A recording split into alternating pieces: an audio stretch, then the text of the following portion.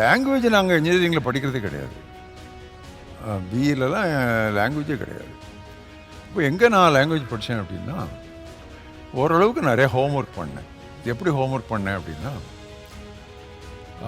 எனக்கு அந்த காலத்தில் கருணாநிதியினுடைய முரசொலி ரொம்ப இஷ்டம். அதுலேயும் கூட இந்த மாலை முரசு ரொம்ப இஷ்டம். அதில் வந்து கலைஞர் கடிதம்னு ஒன்று எழுதுவார். எனக்கு அந்த கருத்துக்கள்லாம் அவ்வளோ ஒன்றும் புரியாது. அந்த வார்த்தைகள் எடுத்து டைரியில் எழுதி வச்சுக்குவேன். ஒகேபுலரி அதை போட்டுக்குவேன் தமிழில். அடுத்தாப்புல இந்த வார்த்தையை எங்கே பயன்படுத்தேன்னு காத்திருப்பேன். எனக்கு சரியாக ஒரு ஆப்பர்ச்சுனிட்டி வரும். அது நம்பர் தமிழுக்கு. இங்கிலீஷை பொறுத்தளவில் இன்றைக்கு வரைக்கும் நான் ஹோம்ஒர்க் பண்ணுறேன்.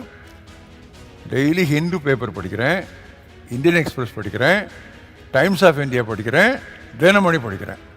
அந்த மூணையும் படித்தா இங்கிலீஷ் லாங்குவேஜுக்கு, தினமணி படித்தா சரியான தமிழுக்கு.